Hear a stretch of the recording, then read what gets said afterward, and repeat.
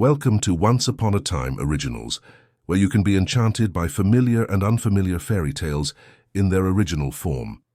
Today you will hear Fitcher's Bird, a fairy tale by the brothers Grimm. There was once a wizard who used to take the form of a poor man and went to houses and begged and caught pretty girls. No one knew whither he carried them, for they were never seen more. One day he appeared before the door of a man who had 3 pretty daughters.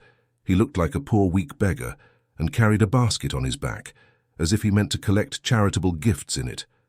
He begged for a little food, and when the eldest daughter came out and was just reaching him a piece of bread, he did but touch her, and she was forced to jump into his basket. Thereupon he hurried away with long strides and carried her away into a dark forest to his house, which stood in the midst of it. Everything in the house was magnificent. He gave her whatsoever she could possibly desire, and said, "My darling, thou wilt certainly be happy with me, for thou hast everything thy heart can wish for." This lasted a few days, and then he said, "I must journey forth and leave thee alone for a short time. There are the keys of the house. Thou mayst go everywhere and look at everything except into one room, which this little key here opens, and there I forbid thee to go on pain of death." He likewise gave her an egg and said, "Preserve the egg carefully for me, and carry it continually about with thee, for a great misfortune would arise from the loss of it." She took the keys and the egg and promised to obey him in everything. When he was gone, she went all round the house from the bottom to the top and examined everything. The rooms shone with silver and gold, and she thought she had never seen such great splendor. At length she came to the forbidden door. She wished to pass it by, but curiosity let her have no rest. She examined the key. It looked just like any other. She put it in the keyhole and turned it a little, and the door sprang open. But what did she see when she went in? A great bloody basin stood in the middle of the room, and therein lay human beings, dead and hewn to pieces, and hard by was a block of wood, and a gleaming axe lay upon it.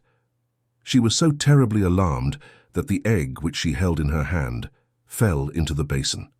She got it out and washed the blood off, but in vain. It appeared again in a moment. She washed and scrubbed, but she could not get it out. It was not long before the man came back from his journey, and the first things which he asked for were the key and the egg. She gave them to him, but she trembled as she did so, and he saw at once by the red spots that she had been in the bloody chamber. "Since thou hast gone into the room against my will," said he, "thou shalt go back into it against thine own. Thy life is ended." He threw her down, dragged her thither by her hair, cut her head off on the block and hewed her in pieces so that her blood ran on the ground. Then he threw her into the basin with the rest. "Now I will fetch myself the second," said the wizard, and again he went to the house in the shape of a poor man and begged. Then the second daughter brought him a piece of bread. He caught her like the first, by simply touching her, and carried her away. She did not fare better than her sister. She allowed herself to be led away by her curiosity, opened the door of the bloody chamber, looked in, and had to atone for it with her life on the wizard's return. Then he went and brought the third sister, but she was clever and crafty. When he had given her the keys and the egg and had left her, she first put the egg away with great care, and then she examined the house and at last went into the forbidden room. Alas, what did she behold? Both her sisters lay there in the basin, cruelly murdered and cut in pieces. But she began to gather their limbs together and put them in order, head, body, arms, and legs. And when nothing further was wanting, the limbs began to move and unite themselves together, and both the maidens opened their eyes and were once more alive. Then they rejoiced and kissed and caressed each other. On his arrival, the man at once demanded the keys and the egg, and as he could perceive no trace of any blood on it, he said, "Thou hast stood the test, thou shalt be my bride." He now had no longer any power over her, and was forced to do whatsoever she desired. "Oh, very well," said she, "thou shalt first take a basketful of gold to my father and mother, and carry it thyself on thy back. In the meantime, I will prepare for the wedding." Then she ran to her sisters, whom she had hidden in a little chamber, and said, "The moment has come when I can save you. The wretch shall himself carry you home again, but as soon as you are at home, send help to me." She put both of them in a basket and covered them quite over with gold, so that nothing of them was to be seen. Then she called in the wizard and said to him, "Now carry the basket away, but I shall look through my little window and watch to see if thou stoppest on the way to stand or to rest." The wizard raised the basket on his back and went away with it, but it weighed him down so heavily that the perspiration streamed from his face. Then he sat down and wanted to rest a while, but immediately one of the girls in the basket cried, "I am looking through my little window, and I see that thou art resting. Wilt thou go on at once?" He thought it was his bride who was calling that to him, and got up on his legs again. Once more he was going to sit down, but instantly she cried, "I am looking through my little window, and I see that thou art resting. Wilt thou go on directly?" And whenever he stood still, she cried this, and then he was forced to go onwards, until at last, groaning and out of breath, he took the basket with the gold and the two maidens into their parents' house.